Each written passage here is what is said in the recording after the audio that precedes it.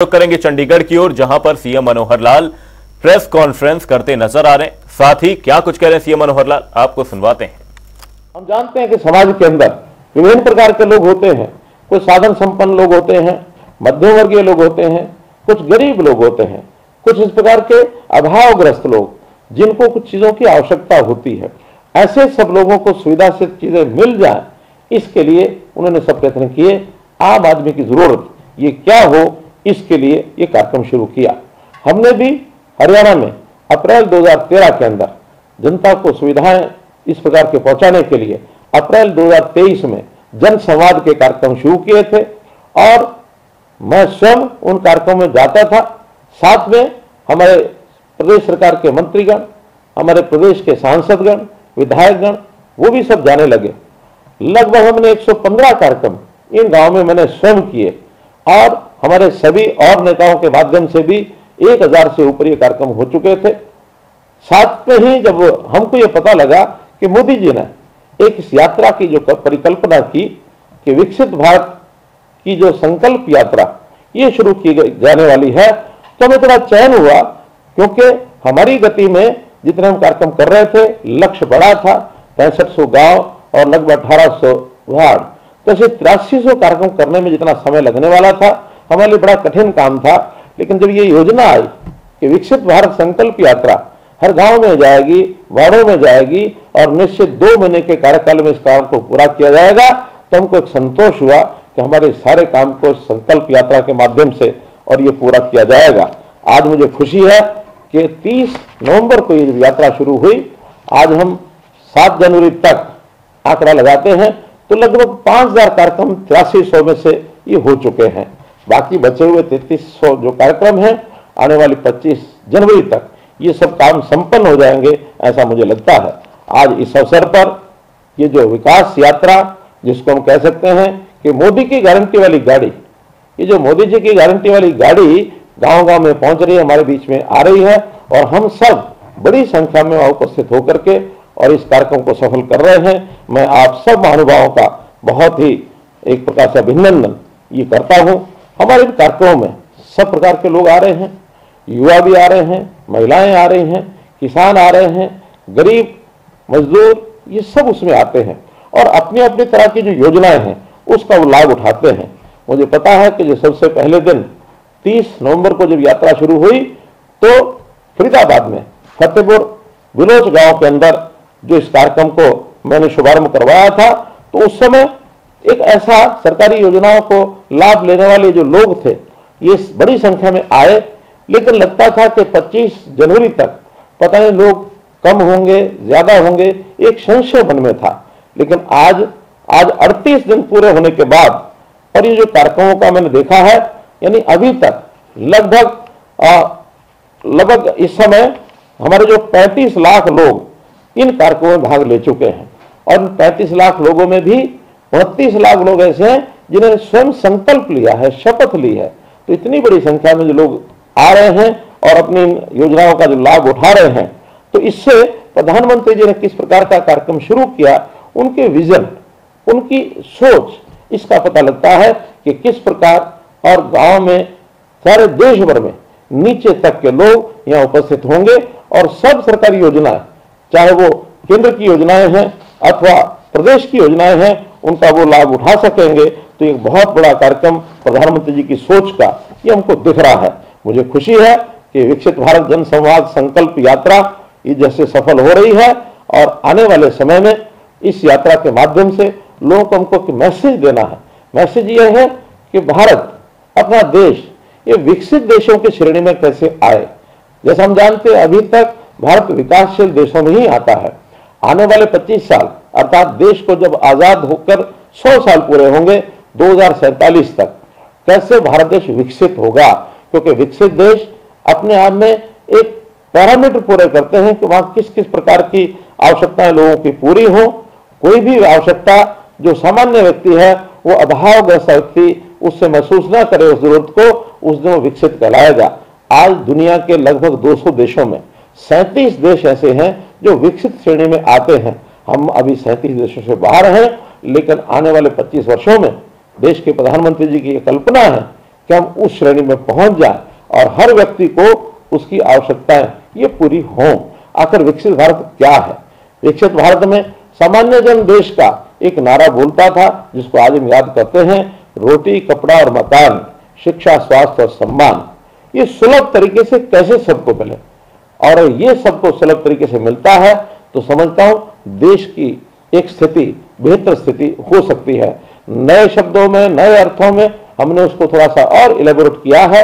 मैंने उसको 7 स्टार विकास इसका नाम दिया है।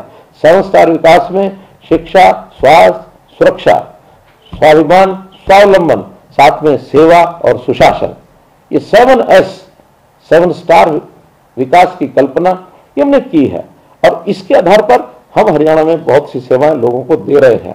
हाँ, कुछ हमारे यहाँ रोग भी लगे, पिछली सरकारों की एक छोटी सोच के कारण से, जो दूरदर्शिता नहीं थी, जिसके कारण से बहुत सी समस्याओं के अंदर और समाज को डाल दिया। खास करके मैं जिक्र करूंगा 3C, इनसे निजात पाने का काम भी हम कर रहे हैं। उसमें सबसे पहले करप्शन, फर्स्ट सी करप्शन, दूसरा सी क्राइम और तीसरा C caste based politics. Caste based politics यानी जातिगत राजनीति में लोगों को झोंक दिया और जातियों में बांट करके रख दिया। हम इसको अच्छा नहीं मानते हैं। सारे हरियाणा के समाज को एक स्तर, एक समान मान करके, समरसता ला करके और समाज की सेवा का हम काम करेंगे। आपको मित्रों ध्यान में होगा कि जब 2014 में सबसे पहली बार हमने सरकार संभाली थी, उससे पहले मैंने एक नारा दिया था, हरियाणा एक, हरियाणवी एक। हरियाणा एक, हरियाणवी एक का अर्थ यह है कि हम सबसे पहले अपने आप को हरियाणवी माने। हमारे छोटे छोटे वर्ग हो सकते हैं, जातियां भी हो सकती हैं, व्यवसाय हमारे हो सकते हैं, आयु का अंतर हमारा हो सकता है, लेकिन इन सब बातों से ऊपर अगर एक सोच लेकर के चलनी है तो हम हरियाणवी हैं। हरियाणा एक, हरियाणवी एक, इस बात को यदि लेकर के चलेंगे तो निश्चित रूप से आगे बढ़ेंगे। हमने अपने इस विकास के मॉडल को हरियाणा में इस प्रकार से भी बनाया कि बहुत योजनाएं सरकारों की जातियों के आधार पर बनती रही है। SC BC एक कमजोर वर्ग है, मान के चलता हूं, लेकिन कमजोर वर्ग सामान्य समाज में बहुत बड़ी संख्या में ऐसा वर्ग होता है। तो आखिर हमने सुख सुविधाएं किनकी बढ़ानी है? जो समाज के इस सारे सिस्टम में अंतिम पायदान पर खड़ा है, उसी व्यक्ति को, उसी परिवार को थोड़ी सी आवश्यकता पूर्ति करने के नाते से हमको योजनाएं बनानी चाहिए। मैं तो यहां तक मानता हूं कि सरकार के साधनों पर, हमारे साधनों के ऊपर सबसे पहला अधिकार ये गरीब व्यक्ति का है। तो गरीब व्यक्ति की सेवा पहले होनी चाहिए, वो किसी भी जाति का हो। तो अंत्योदय नाम की जो सोच है, पंडित दीनदयाल जी उपाध्याय ने जो अंत्योदय नाम की सोच के साथ एक हमको एक विचार दिया, उस हिसाब से अर्थात गरीब की सेवा पहले करना, उसी नाते से प्रधानमंत्री जी ने सामान्य जन के लिए जो योजनाएं शुरू की, बहुत सी योजना जिसका लगातार लाभ तो मिल ही रहा है, लेकिन इन कार्यक्रमों के माध्यम से अर्थात जो हमारी विकसित भारत संकल्प यात्रा, जनसंवाद यात्रा, इसके माध्यम से गांव-गांव में जाकर व्यक्ति सरकारी दफ्तरों में आए, इसकी बजाय हमारा सिस्टम ऐसा हो कि हम उसके गांव में जाएं, पूरी सरकार उसकी गांव में जाए और उन सब योजनाओं का लाभ मिले। केंद्र सरकार की योजनाएं बहुत से हमको मालूम है, जैसे प्रधानमंत्री उज्ज्वला योजना, प्रधानमंत्री आवास योजना, प्रधानमंत्री जीवन ज्योति योजना, प्रधानमंत्री सड़क सुरक्षा योजना, मुद्रा योजना, स्वामित्व योजना, स्वनिधि योजना, विश्वकर्मा योजना, फसल बीमा योजना, नमो ड्रोन दीदी, ये योजना, तो ऐसी कितनी ही योजनाएं गिनाई जा सकती हैं। इन सब योजनाओं का लाभ आखिर जिस व्यक्ति की जरूरत है उसको मिल रहा है कि नहीं मिल रहा है, इसकी जानकारी तब मिली जाकर के बहुत से लोग अभी भी वंचित थे, जो आज आकर के लगातार इन योजनाओं का लाभ ले रहे हैं। जो लाखों की संख्या में सब लोग उमड़े हैं, उसके अंदर बहुत बड़ी बड़ी संख्या में उन लोगों ने जो योजनाओं का लाभ उठाया है, और उसके अंदर जैसा मैंने बताया कि स्वास्थ्य शिविरों के अंदर स्वास्थ्य की जांच कराने वाले लोग 6,42,000 लोगों ने अपने स्वास्थ्य शिविरों के अंदर जांच कराई है। टीबी से संबंधित जांच ये भी लगभग 4,39,000 लोगों की ये हुई है। पीएम उज्ज्वला योजना जिसका मैंने जिक्र किया, उसके अंदर भी नए 29,000 लोगों ने रजिस्ट्रेशन अपना कराया है। आयुष्मान के कार्ड 7,35,000 नए आयुष्मान के कार्ड इन 38 दिनों में ये जारी किए गए हैं। इसी प्रकार सुरक्षा बीमा योजना में भी 52,000 लोगों का पंजीकरण हुआ है। चिरायु योजना में 1,10,000 लोग नए ये जोड़े गए हैं। पीएम स्वनिधि शिविरों में भी लगभग 10,000 लोगों को और उनका पंजीकरण किया गया है। ऐसे ही आधार कार्ड शिविर, इसमें भी 9,400 लोग ये नए ऐसे मिले जिनके आधार नहीं बने हुए थे, उनके आधार भी बनाए गए हैं। और ऐसे ही सेवा शिविरों में जो परामर्श प्राप्त किया लोगों ने, क्योंकि बहुत सी ऐसी लोगों की समस्याएं भी होती हैं, उनको अपने नए काम भी करने होते हैं, उनको उनकी काउंसलिंग की जाती है। तो ऐसे परामर्श जिन्होंने आकर के लिया है, 1,17,000 लोगों ने ये परामर्श आकर के लिया है। हमने हरियाणा में भी बहुत सी ऐसी नई योजनाएं चालू की हैं जिनको साथ ही साथ उनका भी लाभ इन यात्रा के कार्यक्रमों में हो रहा है। जैसे परिवार पहचान पत्र, इसमें आने वाली कठिनाई इसको भी दूर किया जाता है। लगभग 1,48,000 लोग ऐसे हैं जिन्होंने अपने परिवार पहचान पत्र की कठिनाई के कारण से अपना आवेदन ये दर्ज कराया है। मेरी फसल मेरा ब्यौरा, इसके तहत भी 43,000 किसानों ने आकर के और अपनी जानकारियां उसके अंदर भरी हैं। स्वामित्व के कार्ड 30,322 कार्ड ये भी बांटे गए हैं। हमने इसी प्रकार से मुख्यमंत्री अंत्योदय परिवार उत्थान योजना ये भी चालू की है, जिसके अंदर बैंकों को कहा गया है कि वो ऋण जो है उसका वितरण करें। 13,552 लोगों ने इसका ऋण का भी बांटने का काम किया है। ऐसे ही सैनिक और अर्धसैनिक कल्याण निगम कल्याण विभाग के जो कैंप हैं, इसमें भी लोगों ने अपनी आकर के शिकायतें दर्ज कराई हैं। 8,059 लोग ऐसे हैं जिन्होंने इसका भी लाभ उठाया है। मित्रों, इन सब योजनाओं का लगातार जो लाभ उठा रहे हैं, इनको इन शिविरों के अभाव के कारण से था यात्रा के जो कार्यक्रम है ये अगर ना होते तो हो सकता है शायद इसमें से कुछ लोग वंचित रह जाते। लेकिन जब सरकार घर घर गई है, हमारी वैन वहां जाती है, वहां स्टॉल लगाए जाते हैं, वहां कंप्यूटर की टीम हमारी बैठी है, क्रीड़ा विभाग के लोग वहां बैठे हैं, ऐसे और वहां हमारे नेता भी सब जगह पहुंच रहे हैं। आज मैं आप सबको सामूहिक तौर पर एक ही स्थान से संबोधित इसलिए कर रहा हूं कि इन सब योजनाओं का ठीक से आपको जानकारी मिले। तो इस प्रकार ये जो सारा लाभ हम उठा रहे हैं, इस नाते से और भी इन शिविरों में जो जो चीजें आपकी आवश्यकता होगी, इसका हम जो है आपको जानकारियां देते रहेंगे। वहां पर जो लोग हाथों योजना का लाभ नहीं उठा पाते हैं, वो अपना आवेदन, अपनी एप्लीकेशन वहां देकर के जाते हैं, वो हमारे पास यहाँ पहुंचती है। इनको हम अपने जन संवाद पोर्टल में दर्ज करते हैं और जन संवाद पोर्टल के अंदर जितने विभाग हैं सबको ऑनलाइन वो शिकायतें, वो आवेदन, वो मांग पत्र भेज दिए जाते हैं। और भेजने के बाद लगातार उनसे हम संपर्क बनाए रहते हैं कि कितने कितने काम उनके पूरे हुए हैं। आज तिथि तक 59,000 पोर्टल के ऊपर रजिस्टर हुए हैं, जिसके अंदर लगभग 12,000 ऐसे हैं जिनके काम ये तो पूरे हो गए हैं या जिनको जानकारी दे दी गई है कि ये अभी संभव नहीं है। बहुत काम ऐसे भी होते हैं जिसमें कुछ विवादों के कारण से लगातार कहीं पुलिस की इन्वेस्टिगेशन है, कहीं कोर्ट के अंदर कोई केस है, कहीं जमीनों के झगड़े हैं, या जो मांग है वो किसी जमीन के अभाव के कारण से पूरी नहीं हो सकती है। तो इस प्रकार का उनका निपटारा भी सब हम करते हैं। लेकिन एक एक बात की जानकारी आवेदनकर्ता को पहुंचाते हैं, उसको SMS जाता है, उनको टेलीफोन जाता है। लोगों को ये संतोष होना चाहिए कि मेरी एप्लीकेशन के ऊपर काम हुआ है, और यदि हम काम पूरा करते हैं और उनको एक जानकारी हो जाती है तो निश्चित रूप से उसका एक सबको संतोष होता है। तो ऐसे सब चीजें हमने जो की हैं, इसका आमजन को बहुत लाभ हो रहा है, चाहे वो केंद्र की योजनाएं हैं, चाहे वो हरियाणा की योजनाएं हैं, और उसमें नई योजनाएं भी क्या क्या हो सकती हैं।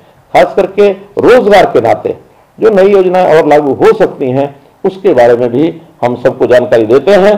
प्रधानमंत्री जी ने एक लक्ष्य रखा है कि 2 लाख से अधिक सूक्ष्म उद्योग इनको स्थापित किया जाए और एक लोगों को नए रोजगार के अवसर दिलाया जाए। तो हमने हरियाणा में भी इस प्रकार हर ब्लॉक के अंदर एक क्लस्टर इंडस्ट्रीज, छोटे उद्योग, MSME का उद्योग ये वहां बने, तो उसकी योजना भी हमने बनाई है।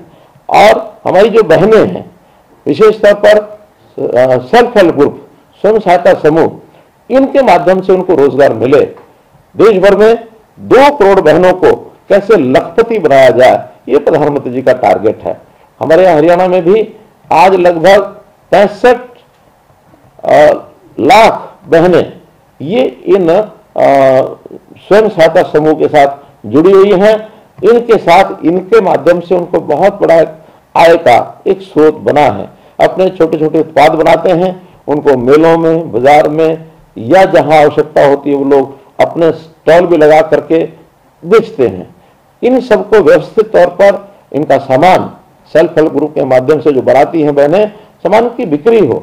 शहरों के अंदर में योजना बनाई है कि साझा बाजार ये बनाया जाए और साझा बाजार में हर शहर के अंदर कुछ दुकानें ऐसे सुनिश्चित करेंगे कि जो आवश्यकता पड़ने पर किसी भी सेल्फ हेल्प ग्रुप को अपनी बुकिंग करके वो महीने में 1 दिन के लिए, 2 दिन के लिए, 3 दिन के लिए, क्योंकि उनको मैं मानता हूं कि इतना सामान नहीं होता कि पूरा महीने का महीना उनको खोल के रखना है। अगर कुछ दिन भी महीने में अपना जाकर के सामान बिक्री का वो सिस्टम बनाते हैं तो अपने आप में बहुत बड़ा काम उनका हो जाता है। हमने भी फूड प्रोसेसिंग यूनिट्स हरियाणा प्रदेश में, यानी छोटे छोटे जो खाने पीने की चीजें जिसके कारण से हमारा जो किसान का उत्पाद है रॉ मटेरियल के नाते वो काम आता है, ऐसे हरियाणा में पिछले 8 वर्षों में 28,000 फूड प्रोसेसिंग के यूनिट भी लगे हैं। लाखों लोगों को इसमें रोजगार भी मिला है और स्थानीय तौर पर ऐसी बहुत सी चीजें होती हैं जिसकी एक प्रकार से लोगों को उसका लाभ मिलता है खाने पीने की चीजें बनाने में।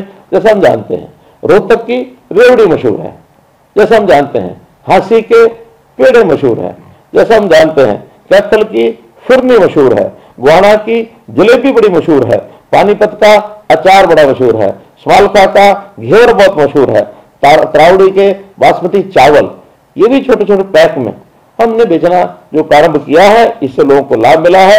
जींद की बूढ़ा, रेवाड़ी और जगाधरी के बर्तन, तो हर स्थान की अलग अलग चीजें ये हरियाणा के अंदर बहुत ही मशहूर हो चुकी है।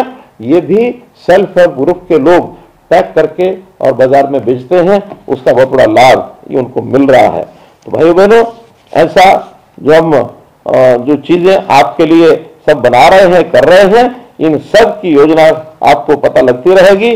हमने पिछले दिनों के अंदर ग्रामीण क्षेत्र के अंदर जल से नल जो प्रधानमंत्री जी ने योजना चलाई थी, हर गांव के अंदर नल से जल ये पहुंचाया गया है। फिर भी बहुत परिवार ऐसे रह गए थे और इसके जो कनेक्शन का एक प्रकार से रजिस्ट्रेशन अभी जो लोगों ने कराया है उनको बहुत जल्दी उसके कनेक्शन मिल जाएंगे। बहुत लोगों के पिछले वर्षों के बिल पेंडिंग थे, पानी के बिल अभी हमने कुछ दिन पहले ही योजना बना करके 1 साल का जो पिछला बिल है गरीब परिवारों का, खास करके अनुसूचित जाति के परिवारों का 240 रुपया ही केवल लगेगा, चाहे हजारों रुपए बाकी हो, सब माफ कर दिया है। ऐसे ही अदर देन शेड्यूल कास्ट, अनुसूचित जाति के अतिरिक्त बाकी परिवार हैं, उनका अधिकतम 480 रुपया साल का ही देना होगा, इससे अतिरिक्त नहीं देना होगा। ऐसा हमने 372 करोड़ रुपया मूल राशि, उसका ब्याज, पेनल्टी, ये सब माफ कर दिए हैं ताकि हम बहुत कम राशि दे करके अपने बिजली के बिल को, कनेक्शन को रेगुलर करा सकें, ताकि आपको पिछला बकाया न देना पड़े। और ये राशि भी यदि तुरंत एकदम न दी जा सके तो अगले 1 साल में महीने के महीने हम बांट करके 12 किस्तों में इसको जमा करा सकते हैं।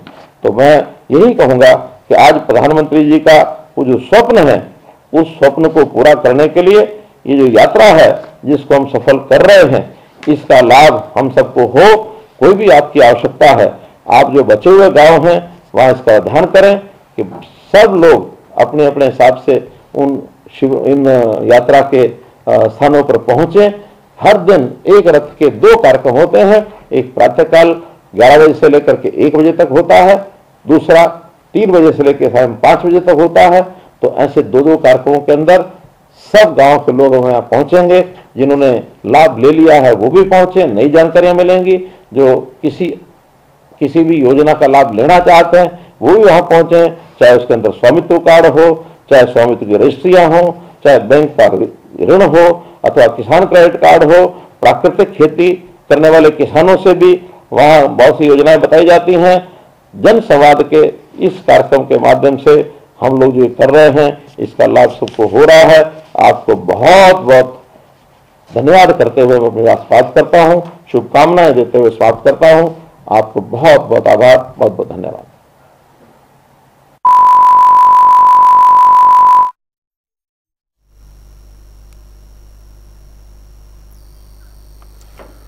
मुख्यमंत्री मनोहर लाल ने यहां पर कई बड़ी बातें कही। उन्होंने कहा कि जात पात से ऊपर उठकर काम करना होगा। वहीं संकल्प यात्रा के लाभार्थियों से संवाद करते हुए सीएम मनोहर लाल नजर आए। सीएम मनोहर लाल ने कहा कि लोगों को दफ्तरों के चक्कर काटने पड़ते थे, वहीं पोर्टल के जरिए लोगों का काम आसान हुआ। मोदी की गारंटी गांव गांव तक पहुंची। सीएम मनोहर लाल ने इस दौरान कांग्रेस पर भी निशाना साधा।